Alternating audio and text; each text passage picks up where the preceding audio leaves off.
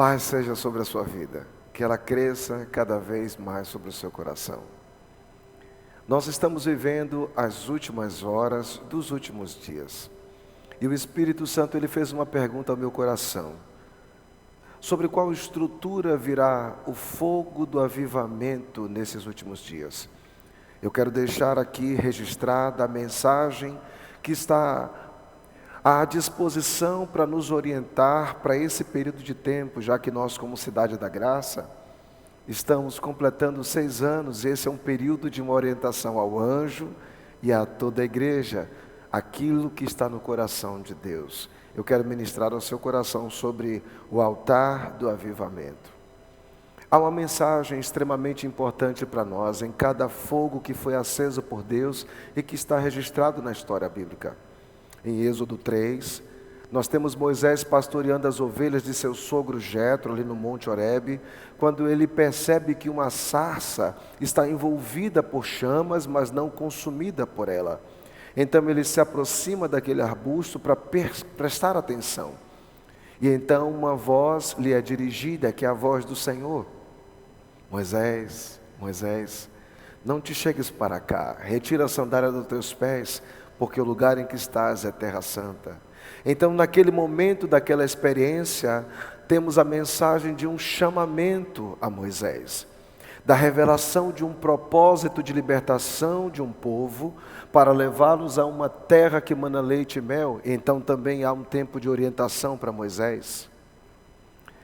Nós nos lembramos daquilo que também está registrado em Isaías capítulo 6. Ele declara que no ano em que o rei Uzias morreu, ele viu o Senhor assentado sobre um alto e sublime trono, e a sua glória enchia todo o templo. Isaías está tendo uma revelação da santidade de Deus. Os serafins que sobrevoam o trono estão clamando uns aos outros: Santo, Santo, Santo. E isso chega ao discernimento de Isaías. Mas a revelação da santidade de Deus está também revelando em contraste o estado em que se encontra Isaías e o seu povo. Ele identifica iniquidade em seus lábios e nos lábios do seu povo. Mas como ele tem essa disposição de confissão desse estado de pecado, um anjo toma com uma tenaz uma porção do fogo do altar, uma brasa viva, e toca nos seus lábios. E diz que foi passado dele, retirado dele aquela iniquidade. Então aqui nós temos uma mensagem de santificação. O fogo não queimou Isaías, mas queimou em Isaías aquilo que lhe trazia constrangimento e separação da pessoa divina. E então, ainda desfrutando daquela experiência, Deus vai dizer: a quem enviarei? E quem há de ir por nós? Então Isaías, agora com o coração livre, sem constrangimento, ele vai dizer: eis-me aqui, envia-me a mim. Então temos uma segunda mensagem aqui, o que esse fogo proporciona: um despertamento espiritual. Primeiro ele é santificado, e agora a resposta disso é mediante um despertamento espiritual. Ele se vê livre para estar engajado naquilo que Deus está envolvido. Em Atos capítulo 2, nós temos 120 irmãos que estão perseverando em um direcionamento dado por Jesus antes de ascender aos céus. Jesus declarou: permaneçam em Jerusalém, não se ausentem daqui, aguardem o cumprimento da promessa de meu Pai.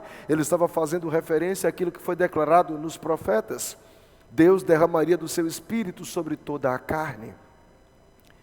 Eles seriam revestidos pelo Espírito.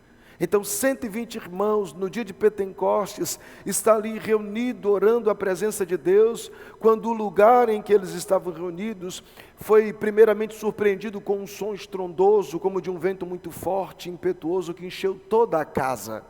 Então foram vistas línguas de fogo, e agora repousam individualmente sobre cada um deles, e são eles que estão inflamados por esse fogo. Passam a falar outras línguas e ter uma continuidade de experiências com Deus.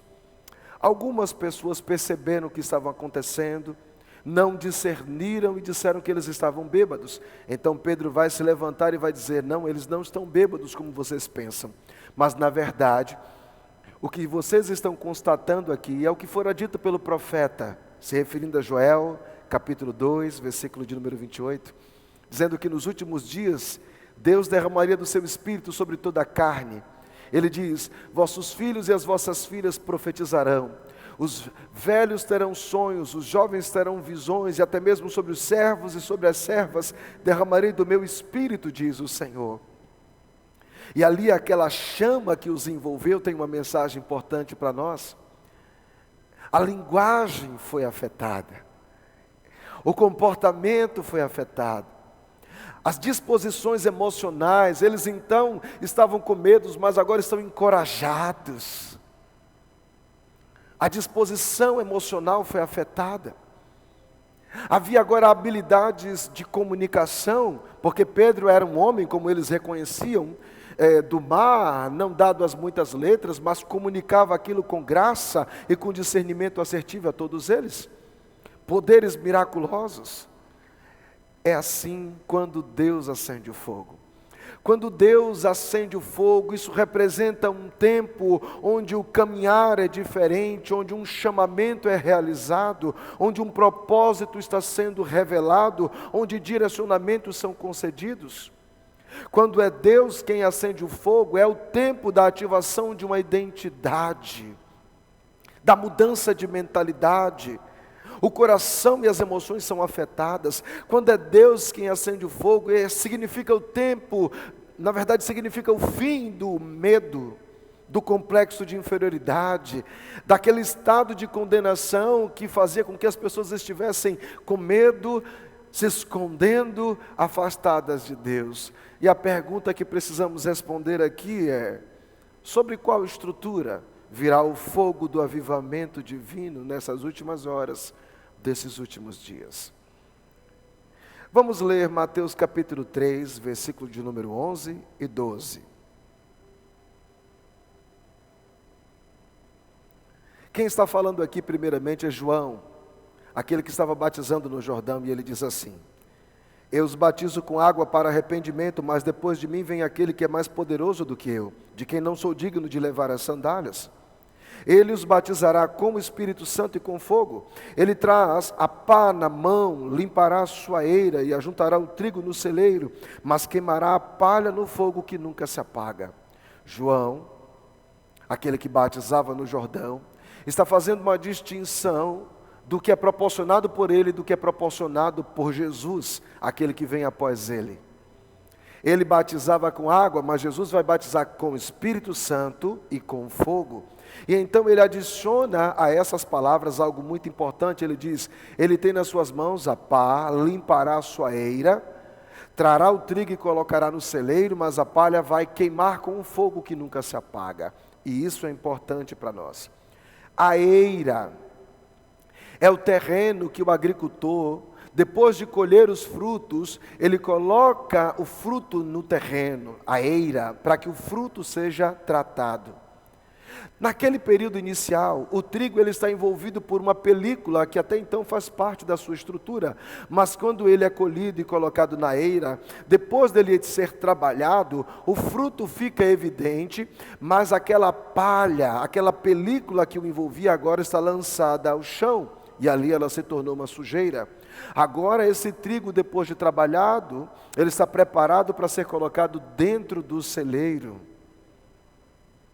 Trazendo isso para a nossa vida, nós somos aqueles que um dia estivemos ali, mas o Senhor então nos tem colhido, trazido para um terreno, ou um tempo de nós sermos trabalhados por um processo de santificação da nossa vida. E a exemplo daquele trigo, nós também tínhamos algumas coisas, como aquela película que envolvia o trigo, algumas coisas que faziam parte também da nossa identidade.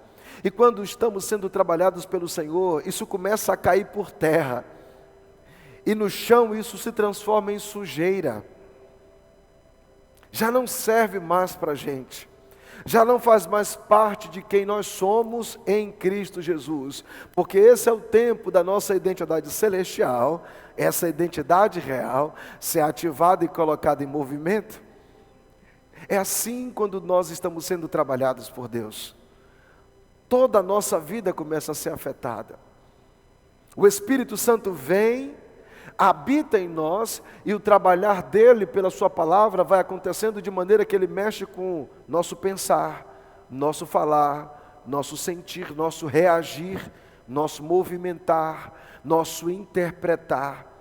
Processualmente, à medida que vamos deixando o Espírito e a palavra, até mesmo por meio de irmãs que Ele coloca na nossa vida, Ele vai nos trabalhando e aquelas cascas vão caindo no chão, e ali é sujeira.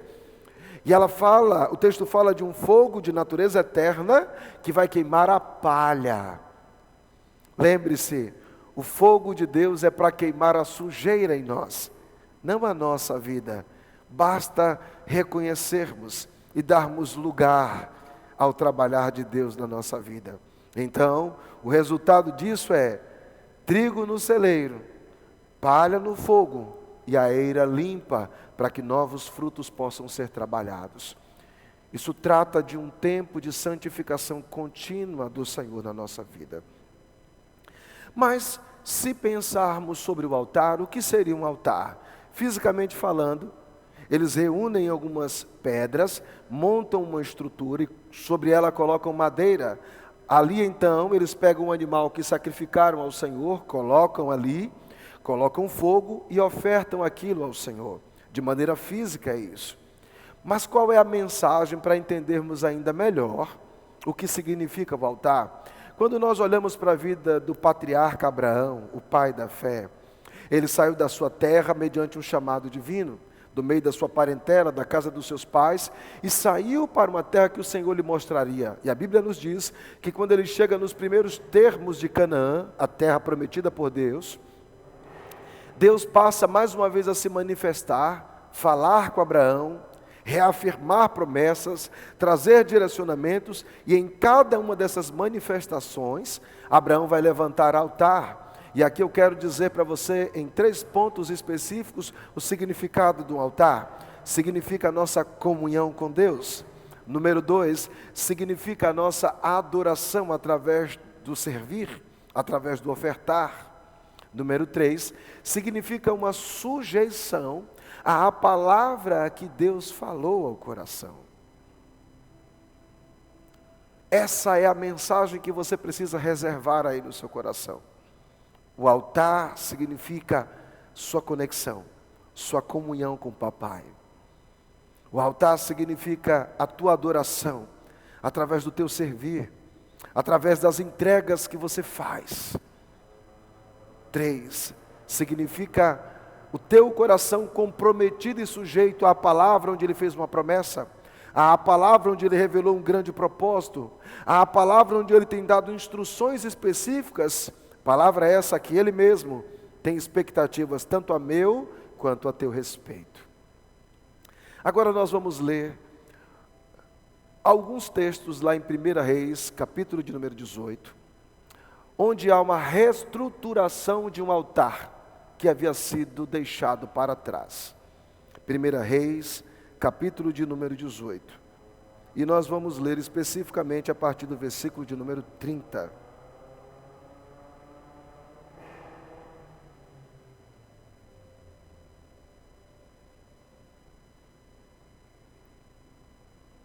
O texto aqui nos diz assim: Então Elias disse a todo o povo: aproximem-se de mim. O povo aproximou-se e Elias reparou o altar do Senhor que estava em ruínas. Depois apanhou 12 pedras, uma para cada tribo dos descendentes de Jacó, a quem a palavra do Senhor tinha sido dirigida, dizendo-lhe: o seu nome será Israel. Com as pedras construiu um altar dedicado ao nome do Senhor e cavou ao redor do altar uma valeta na qual poderiam ser semeados 2 seás de semente ou 12 litros de água. Arrumou a lenha, cortou o novilho em pedaços e o pôs sobre a lenha. Então disse: encham de água 4 jarras e derrame-na sobre o holocausto e sobre a lenha. Façam isso mesmo novamente, disse. E eles o fizeram de novo. Façam o mesmo pela 3ª vez, ordenou de novo, e eles o fizeram pela 3ª vez.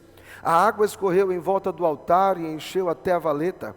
No momento da apresentação da oferta, o profeta Elias pôs-se à frente do altar e orou: ó Senhor, Deus de Abraão, de Isaque e de Israel, que hoje fique conhecido que és tu, Deus em Israel, que sou eu teu servo e que fiz todas essas coisas por ordem tua. Responde-me, ó Senhor, Responde-me para que este povo saiba que tu, ó Senhor, és Deus e que fazes o coração deles voltar para ti. Então o fogo do Senhor caiu e queimou completamente o holocausto, a lenha, as pedras no chão, e também secou totalmente a água na valeta. Quando todo o povo viu isso, todos caíram prostrados e gritaram: o Senhor é Deus, o Senhor é Deus. Então Elias ordenou-lhes: prendam os profetas de Baal, não deixem ninguém escapar. Eles os prenderam, e Elias os fez descer ao rio Quizon e lá os matou. Então Elias disse a Acabe: vá comer e beber, pois eu já ouço barulho de chuva forte. Glórias ao nosso Deus. Então, cada princípio que eu vou mencionar mediante a nossa leitura vai ser como uma parte desse altar, sobre o qual é colocado o sacrifício, sobre o qual vem o fogo, uma metáfora a respeito desse tempo, uma metáfora a respeito da nossa vida. Elias havia confrontado Acabe, o povo de Israel, os profetas de Baal no Carmelo, mas antes de clamar ao Senhor e de orar para que descesse o fogo, Elias primeiramente reparou o altar do Senhor porque ele estava em ruínas. E por que estava em ruínas? Porque o povo havia abandonado a palavra do Senhor e os seus profetas para seguir os profetas de Baal e adorar a Baal, os profetas de Azerá, adorando a Azerá. Então Elias vai nos mostrar que antes de orar, antes de clamar, de dançar, de cantar, é necessário fazer concertos. Avivamento não é resultado de barulho, é resultado de concertos, de alinhamento. Então o primeiro princípio, ou a primeira peça que monta esse altar é o retorno à presença de Deus. O que significa o altar? Comunhão com Deus, adoração através do servir e da entrega que fazemos, sujeição e comprometimento com a palavra que Ele nos falou.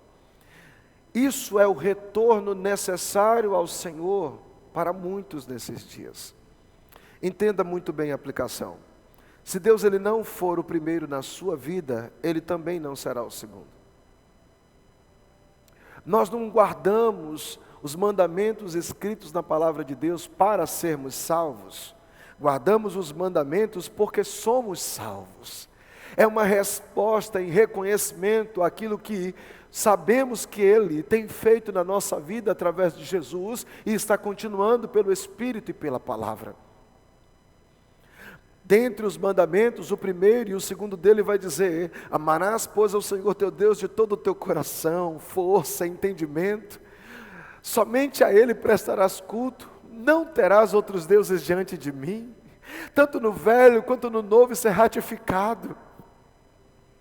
Entenda, se algo, alguém, alguma coisa, até mesmo coisas boas, ocuparem em seu coração um lugar que só deve pertencer ao Senhor, você precisa fazer uma correção rápida disso e retornar à comunhão com a presença, à adoração com uma entrega completa e verdadeira e uma sujeição integral àquilo que Ele falou e que Ele tem expectativas a seu respeito. A palavra nos diz acerca de uma família com a qual Jesus tinha uma comunhão muito próxima, muito íntima. 3 irmãos. E certo dia ele estava lá em Betânia, na casa de Marta. Marta o recepcionou e estava preocupada fazendo algumas coisas, talvez no intuito de proporcionar o melhor conforto para o Senhor. E Maria estava ali assentada aos pés de Jesus. Quando Marta, e você deve muito bem lembrar da história, abordou Jesus dizendo: mestre, o Senhor não se incomoda que eu esteja aqui nesses afazeres e minha irmã esteja aí sem fazer nada? Parafraseando, Jesus vai dizer: Marta, Marta, você está inquieta com muitas coisas, e somente uma é necessária para você. Maria escolheu a boa parte e essa não lhe será tirada. Sabe, existem coisas que são importantes e elas têm a sua hora, mas há um momento em que você precisa entender que dentre o que é importante, existe o que é fundamental, que é a presença de Deus na sua vida. Não troque aquilo que foi dado a você, né? Não troque aquele que deu por aquilo que foi dado. Toda boa dádiva e todo dom perfeito vem descendo do alto, dele, do Pai das luzes, em quem não há mudança nem sombra de variação. Tudo aquilo que você é, que você tem se tornado, que você tem alcançado, com certeza deve ser motivo para você reconhecer a bondade de Deus, mas nunca deixar com que isso tome o lugar de Deus em seu coração. Número 2, aqui mesmo no versículo 30, é a segunda peça desse altar. Elias, ele diz assim: aproximem-se de mim. Então o segundo princípio, a segunda peça é alinhamento com a sua direção profética, unidade com a sua direção profética. No reino de Deus não existe neutralidade, ou nós somos um ou estamos divididos. O reino tem a sua maneira de funcionar. Jesus, por exemplo, ele declara: quem não é comigo é contra mim, quem comigo não ajunta está espalhando. Significa dizer que nós precisamos entender que fazemos parte de um corpo, mas estamos colocados ali de maneira organizada. É como o meu corpo, o seu corpo, a cabeça, a residência do cérebro. O cérebro dá comandos para que todos os membros funcionem e o corpo então se movimente de maneira unida a um só propósito. Deus, em seu reino, funciona de maneira hierárquica. Então, a igreja, o corpo de Cristo, funciona de maneira hierárquica. A família, ela funciona de maneira hierárquica. A própria palavra fala em Romanos capítulo 13, que toda a autoridade ela foi estabelecida por Deus e quem resiste à autoridade resiste ao próprio Deus. Não se trata de quem manda e de quem obedece, se trata de discernir como o próprio Deus ele organiza e faz com que as coisas aconteçam. Em se tratando do corpo de Cristo, há o anjo da igreja ou há a liderança geral, que é a residência de uma visão, que tem a responsabilidade e a obrigação de comunicar bem um direcionamento, e os outros estão ali com talentos, com expertises, com vocações dadas pelo próprio Deus para fazer com que aquela visão aconteça, se desenvolva, seja guardada. É por isso que Jesus ele assume o protagonismo dizendo: quem não é comigo é contra mim, porque ele está dizendo: olha, eu sou o pastor. Vocês precisam entender que como ovelhas vocês me ajudam, que como membros de uma equipe vocês são os meus parceiros, são os meus companheiros, para que esse objetivo possa ser alcançado. Nós pensamos diferentes, mas precisamos aprender a concordar. Dentro da minha casa eu tenho um exercício muito importante ao longo desses últimos anos, desde que eu aprendi, e eu repito para você. É algo que eu digo para os meus filhos, eu digo assim: o meu sim te promove, o meu não te preserva. Quando eu falar alguma coisa não é sobre mim, é sobre vocês, porque a minha vida está resolvida. Trazendo para o corpo de Cristo como pastor, eu digo: o meu sim é para te promover, mesmo que não seja necessariamente aquilo que você pensava, mas eu tenho procurado viver ao longo desses 30 anos uma vida de sujeição ao Senhor e de comunhão com Ele. Eu não tenho maior prazer e nem maior riqueza que a presença do meu Pai, minha família e os meus irmãos. A minha maior função é de desobstruir os caminhos para que irmãos e irmãs possam passar livremente, é de levantar estruturas para que irmãos e irmãs ali sejam guardados, estruturas inclusive doutrinárias, ministeriais. Então quando eu trago isso agora para minha pessoa, assumindo esse protagonismo, não se trata de quem manda, de quem obedece, se trata da lucidez que tenho sobre a responsabilidade que pesa sobre os meus ombros, da qual eu presto conta todos os dias, mas eu preciso de você, pegando junto comigo para fazer uma visão do Senhor acontecer. Não é sobre mim e nem é sobre ti, mas a oportunidade que temos de servir aquele que está contando conosco hoje. A Cidade da Graça está numa estação chamada expansão. Os próximos anos ainda seremos dirigidos por novas palavras que dentro dessa estação Deus usará para direcionar a nossa vida. E nós precisamos ser rápidos para pegá-la, trazê-la para o coração e aplicá-la em nossa vida. Deus vai nos fazer viver esses próximos dias de maneira gloriosa. Mas eu de forma alguma quero viver isso sozinho, eu quero viver com você. Eu de maneira alguma poderei viver isso sozinho. Eu conto com você. Terceiro princípio, nós vamos encontrar aqui no verso de número 31, quando ele diz, 1 Reis 18, 31. Depois apanhou 12 pedras, uma para cada tribo dos descendentes de Jacó, a quem a palavra do Senhor tinha sido dirigida, dizendo, o seu nome será Israel. Então cada pedra representava uma das tribos, cada pedra representava o povo. Qual é a terceira parte dessa estrutura? Qual é o terceiro princípio? O avivamento, o fogo de Deus, ele vem sobre a identidade profética que ele te deu. Lembre-se que lá atrás, Jacó, ele está retornando da casa de Labão, ele vai encontrar-se com o seu irmão, ele agora já tem esposa, filhos, tem um povo que o acompanha, ele tem um momento com o anjo do Senhor, ele o agarra e ele diz, eu não te deixo ir, a não ser que me abençoes, e chega um momento em que o anjo do Senhor vai dizer, como é o teu nome? Ele diz, Jacó, já não te chamarás mais Jacó, porque como príncipe lutaste com Deus e com os homens e prevaleceste, o teu nome será Israel. Então Deus lhe renomeia, lhe dá uma identidade profética. Sabe, existe a maneira como somos conhecidos pelos homens, mas existe a maneira a qual Deus nos vê, a maneira como Deus nos chama, a uma identidade profética. A tua identidade é a residência dos teus talentos e também está conectada à vocação profética que o Senhor tem para a sua vida.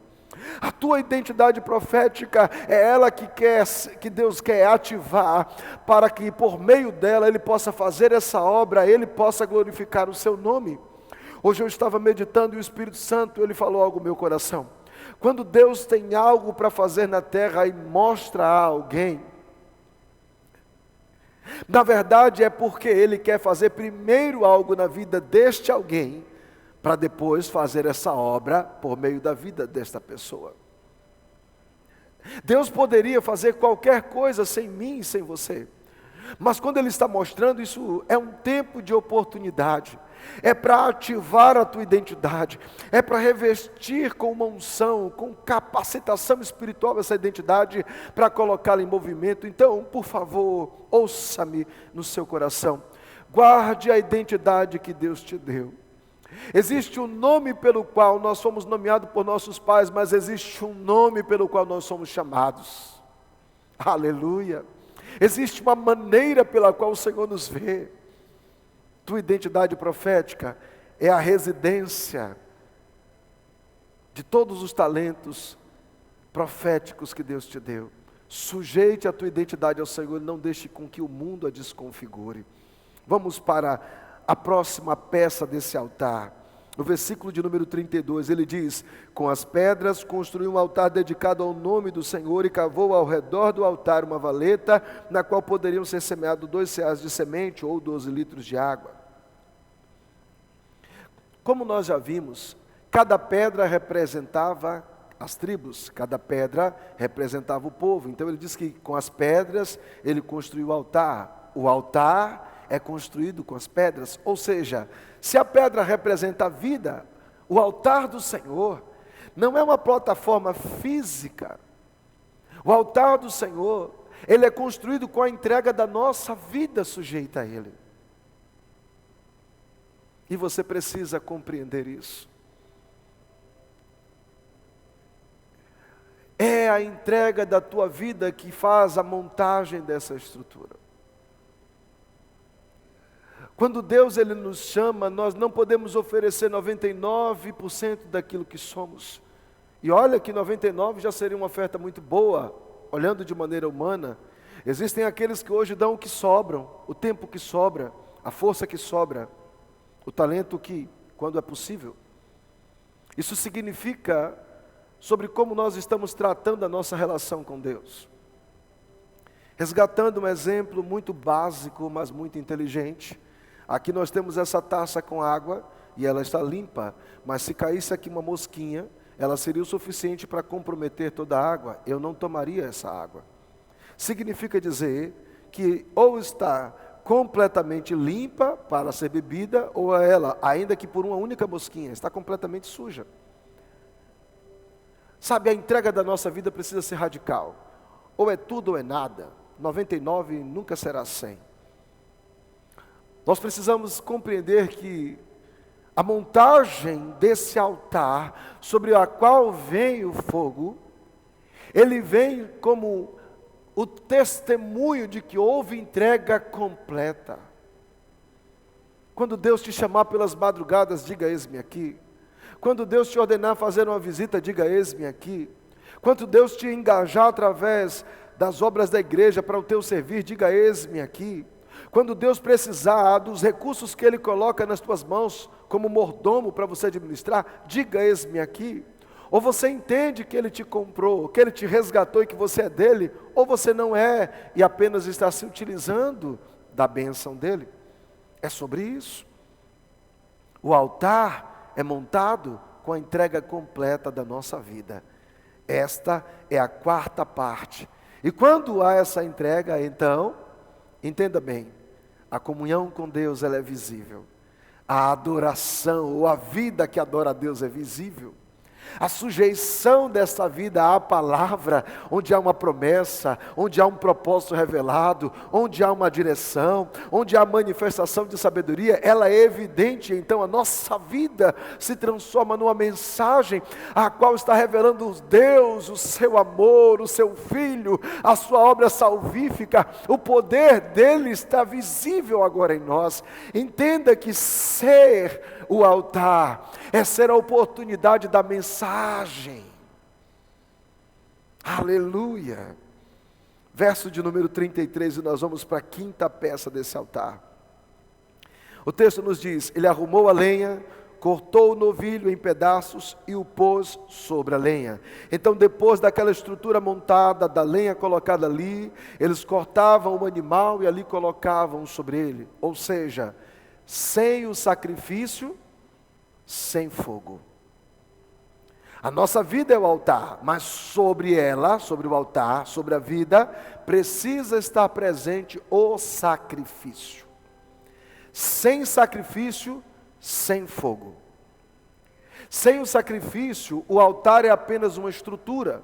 Ele pode estar bonito, ele pode estar capaz de funcionar, mas ele tem um propósito, um motivo de existir. E o motivo de existir é a respeito do que é oferecido ao Senhor e que deve ser encontrado sobre ele.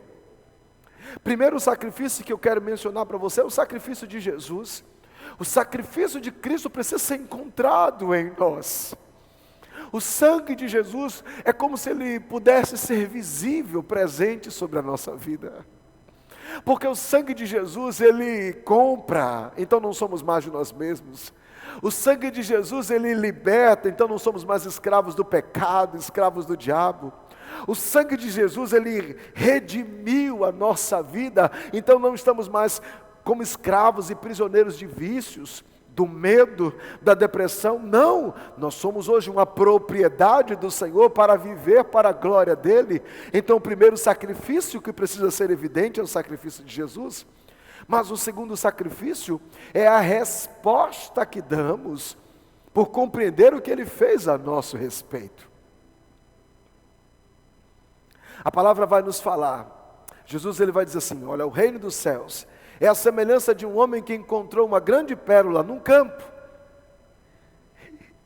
E pela alegria de possuí-la, ele primeiro a enterrou, voltou, vendeu tudo quanto possuía e comprou o campo.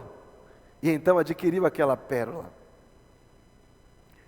A jornada que o Senhor está propondo para você, e que você está vendo que ela é gloriosa, que ela é linda, a exemplo dessa pérola, é motivo de grande alegria. O propósito de Deus tem um custo, sim, o custo do discipulado, o custo do seguir Jesus. Isso envolve sacrifício pessoal, isso envolve sim escolhas, isso envolve perdas. Isso envolve você entender até que, a exemplo dessa parábola mencionada por mim, declarada por Jesus, muitas coisas que foram adquiridas na vida e que possuem até certa importância, agora se tornaram uma moeda para adquirir com legitimidade aquele tempo, aquela posição. Não tenha medo de pagar os preços, porque quando há entrega, o sacrifício está presente, então o fogo agora pode vir, sabe por quê? Porque o fogo não responde à aparência do altar, o fogo responde ao sacrifício que é depositado sobre ele. Pegue isso em seu espírito. O fogo ele não responde à estrutura do altar, ele responde ao sacrifício que está depositado sobre ele. Não falamos de um sacrifício agora para adquirir a salvação que Jesus já fez por nós, mas um sacrifício que é a resposta por reconhecermos aquilo que Jesus já fez por nós. Aleluia, aleluia. Quero mencionar aqui algo importante. O altar é um lugar de muito zelo, e a nossa procedência em sermos o altar, em servirmos ao altar, deve ser com temor e tremor ao Senhor. Apenas mencionando, Arão foi ungido pelo Senhor, através de Moisés, para ser o sumo sacerdote, e a ele cabia oferecer o sacrifício. Seus filhos auxiliavam no sacerdócio, mas eles não estavam autorizados a fazer certas coisas. E certa vez, Nadab e Abiú, filhos de Arão, ofereceram sacrifícios sem a ordenança do Senhor primeiramente, nem a de Arão, e foram consumidos pelo fogo do altar. Se a gente fizer uma comparação com o que aconteceu em Isaías capítulo 6, a santidade de Deus revelou também o estado de iniquidade que Isaías e seu povo se encontrava, mas Isaías tem uma mudança em seu coração, uma confissão de arrependimento, e mediante reconhecer que existe sujeira nele, aquela provisão de fogo vem para santificar Isaías. Mais uma vez, o fogo queimou, não Isaías, mas o que em Isaías era iniquidade. Mas quando olhamos para Nadab e Abiú, eles foram consumidos pelo fogo. Por quê? Porque eles se fizeram iníquos.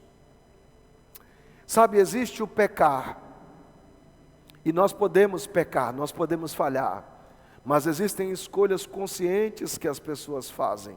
E quando as pessoas estão agindo daquela maneira por consciência, aí já não é mais uma questão de pecado simplesmente, é uma decisão pela iniquidade, e sobre essas coisas vem o juízo. E deixe-me falar de maneira profética ao seu coração. Esse tempo ele já está sendo experimentado pelo fogo do Senhor. E o fogo do Senhor está sendo derramado nesses dias para santificar, para potencializar, para capacitar pessoas. Aqueles que estão em genuíno arrependimento dizendo: Pai, continue me purificando, continue me limpando. Mas esse mesmo fogo que para uns é purificação, para outros é consumição. Porque eles escolheram ser iniquidade, eles escolheram a performance e não a obediência, eles escolheram usar do altar e não servir como altar.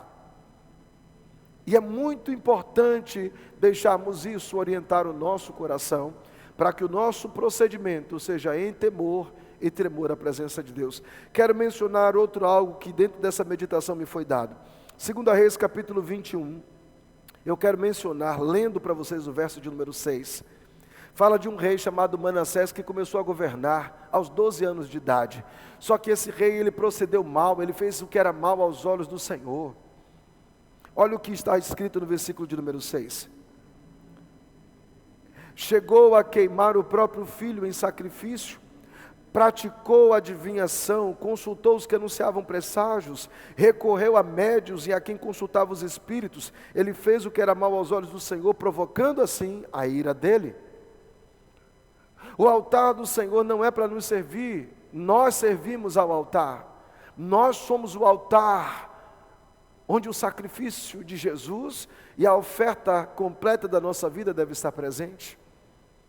A unção que vem para o governo é o governo do Senhor através da nossa vida, porque não é sobre nós, é sobre Deus por meio da nossa vida. Servir ao altar, servir como altar, só é possível com temor e tremor. A Deus toda a glória e toda a honra. E agora eu quero mencionar, em 1 Reis capítulo 18, os versos 34 e 35, a última parte da composição desse altar.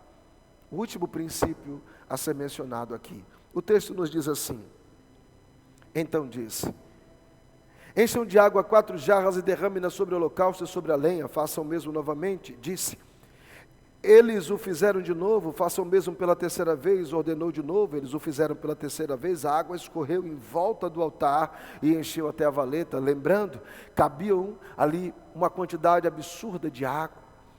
E eu quero que você preste atenção. Elias reparou o altar, colocou a lenha, cortou o animal, colocou sobre o altar, e essa foi a oferta de Elias. Mas agora ele está orientando o povo a fazer uma oferta, e a oferta é encher as jarras com água e derramar sobre o altar e sobre toda aquela estrutura. A oferta deles era água. E por que era água? E você precisa entender isso. Elias havia profetizado 3 anos e meio antes a Acabe, que somente mediante a sua palavra os céus derramariam chuva novamente. Elias orou, cessou-se a chuva, e agora estão fechando os 3 anos e meio. Aquele era um tempo de sequidão, não se plantava, não se colhia, não se podia criar animais, a economia estava comprometida. O próprio Acabe, junto com alguns dos seus servos, havia levado alguns poucos animais para tentar encontrar pasto, e então fazer com que aqueles animais sobrevivessem. Foi ali, nesse contexto, que ele encontrou Elias, foi redarguido por ele. Então tem 3 anos e meio de sequidão. Se tem 3 anos e meio de sequidão, não tem nada mais precioso do que a água. Não bastava ter semente se não tem água para regar a semente. Não bastava ter campo para plantar se não tem água para regar aquilo que ali é plantado. Não bastava ter animais se não tem água para matar a sede, para alimentar o gado, as cabras, as novilhas. Sem água não há vida. Então naquele momento a água era a coisa mais preciosa. E é essa água que Elias orienta que eles derramem sobre o altar. E aqui tem um princípio importante, a última peça: o altar não é o lugar do que tem preço, mas do que tem valor. O altar é um lugar de coisas que de fato representam a vida. E é isso que chama a atenção de Deus. Mencionando para você, Lucas capítulo 21 tem um registro onde Jesus está ali diante das pessoas, perante ele está o gasofilácio, e muitos estão vindo para lhe lançarem suas ofertas, e ele está prestando atenção, como muitos, abastados financeiramente, colocavam-lhe suas ofertas, mas Jesus percebe que eles colocam do que lhes sobrava, e isso está sendo visto e chama a atenção de Jesus. Até que chega uma viúva, que tinha algumas poucas moedas, e ela pega aquelas moedas e coloca ali no gasofilácio. E Jesus disse: olha, em verdade eu vos digo que esta mulher, essa pobre viúva, ela ofertou mais do que qualquer um dos outros, porque ela deu tudo o que possuía. Não se trata da gente pegar todos os valores do nosso bolso ou simplesmente entregar na mão de alguém ou na igreja. Se trata de nós trazermos a oferta que é coerente com quem Deus é. A Deus nós não damos o resto do nosso tempo, das nossas forças, do nosso talento. Deus é o primeiro, Deus é fundamental. Foi Ele quem nos salvou, foi Ele quem nos conquistou, foi Ele quem nos encontrou, que nos achou no meio da nossa perdição. Não era Ele o nosso inimigo, éramos nós que éramos inimigos dEle. E Ele, por meio do sangue do seu Filho, oferecido em sacrifício o melhor que Ele tinha, Jesus, Ele ofertou Jesus em nosso resgate. Então, de maneira alguma, nós podemos ofertar ao Senhor algo que apenas tenha preço e que não tenha um valor de vida. Se você está compreendendo a mensagem, sobre qual estrutura virá o fogo do avivamento nesses dias para consumir a oferta da adoração, Deus quer que nós entendamos que nós somos esse altar, sobre o qual deve estar a oferta a ser consumida pelo fogo. Mas nós só seremos esse altar se entendermos esses princípios para vivermos. O altar não é um lugar do que tem preço, mas do que tem valor. Ao Senhor não se oferta o resto. A Deus se dá aquilo que é coerente com quem Ele é. O altar do avivamento é o resultado de um coração arrependido, uma identidade profética consagrada, uma disposição sacrificial, é uma obediência e não uma performance, é um temor e um tremor que lhe é devido, e uma entrega daquilo que de fato tem valor, é precioso até para nós. Só para fechar, a palavra fala sobre Maria. Há um momento que está chegando para Jesus ser crucificado em favor de toda a humanidade. E a Bíblia diz que ele está na casa de Simão, o leproso, está ali sendo recepcionado por ele para um jantar. E mesmo sem ter sido convidada, Maria entra e ela tem nas mãos um vaso de um perfume de nardo puro. Aquele perfume custava 300 denários.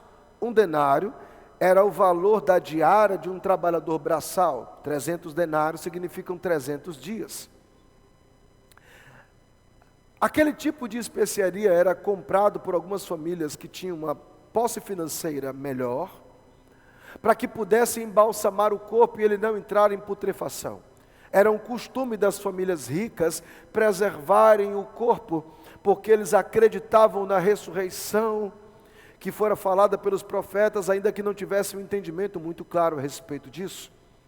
E Maria tem ali na sua casa aquele perfume tão precioso, que primeiramente foi comprado para si, para colocar talvez num parente dela ou nela, quando ela viesse a partir dessa terra. Só que Maria era aquela que quando Jesus chegava, ela trocava o que era importante pelo que é fundamental. Maria estava ligada no que Jesus falava. Maria estava ali apercebida das revelações que estavam sendo compartilhadas. E em vários momentos o Senhor Jesus falava: importa que eu seja morto, entregue nas mãos dos pecadores, levantado em crucificação, mas ao terceiro dia eu vou ressuscitar. E por mais que essa fosse uma verdade que eles não quisessem aceitar, Maria deixou aquilo entrar em seu coração, e nós sabemos disso porque Maria, ela pega um perfume que não é comprado para se perfumar no dia a dia, é comprado para ser usado quando o corpo está morto, para que ela não entre em putrefação. Então Maria entra, quebra o vaso e derrama sobre todo o corpo de Jesus para ungir o seu corpo. Aqueles que não compreendiam tentaram interrompê-la, mas Jesus falou: deixa, porque vocês a estão incomodando, porque ela fez isso preparando o meu corpo para o dia do meu sepultamento. Jesus está deixando claro, ela entendeu o que eu falei, ela estava em comunhão comigo, ela está em adoração a mim, ela está guardando a palavra que eu falei. Ela está com expectativas a respeito do que eu falei. Eu vou morrer, mas eu vou ressuscitar. Maria discerniu os tempos. Deixa eu falar algo para o seu coração, meu amado. Há uma entrega para ser feita através dessa comunhão, em adoração, mediante a palavra que Ele tem falado constantemente ao nosso coração. Se estamos entendendo que somos o altar, é sobre ele que deve estar a oferta para ser abraçada por esse fogo. A oferta completa da nossa vida não é o que tem preço, é o que tem valor. É sobre isso que virá o fogo do avivamento divino, fazendo com que a glória dele nesses últimos dias seja ainda mais evidente do que o que foi no princípio da própria igreja. A igreja, o corpo de Cristo. A minha pergunta para você você quer ser não apenas a estrutura, mas o altar do Senhor sobre o qual vem e se manifesta o fogo do avivamento divino? Eu quero orar agora pela sua vida. Feche os seus olhos. Pai querido, essa palavra ela veio como orientação para nós, que como igreja, um projeto que primeiro nasceu no teu coração e foi confiado a cada um de nós. Estamos completando 6 anos, ela está me alcançando e eu creio que também alcançando os meus irmãos. Senhor, que esta revelação nos oriente, nos posicione, nos capacite. Senhor, que esses sejam dias de sermos o altar, de sermos a entrega, de sermos a oferta, de sermos de alguma forma evidente, sabe, aquele sinal visível aos olhos de todos. Deus desceu e consumiu, de maneira que aquele povo que antigamente seguia a Baal, que seguia outros deuses, começaram a declarar: não, só o Senhor é Deus. Só o Senhor é Deus, o Senhor é Deus. Essa geração precisa te conhecer e nós estamos aqui com essa oportunidade de, sendo o teu altar, o teu fogo vivo, vir e se manifestar ainda mais em nós. Senhor, traga renovação ao entendimento, traga, Senhor, uma maior capacitação, Senhor, traga uma maior evidência do Teu amor, essa essência divina que pelo Teu Espírito hoje reside em nós. Ah, Senhor, nós estamos nos consagrando a Ti, nos entregando a Ti. Separamos esse momento, meu Deus, para deixar aqui essa mensagem endereçada ao coração dos nossos irmãos, que o Teu nome seja glorificado. Eu te louvo por essa hora e eu declaro isso em o nome santo do Senhor Jesus. Fique com essa mensagem, receba no seu coração, em nome de Jesus.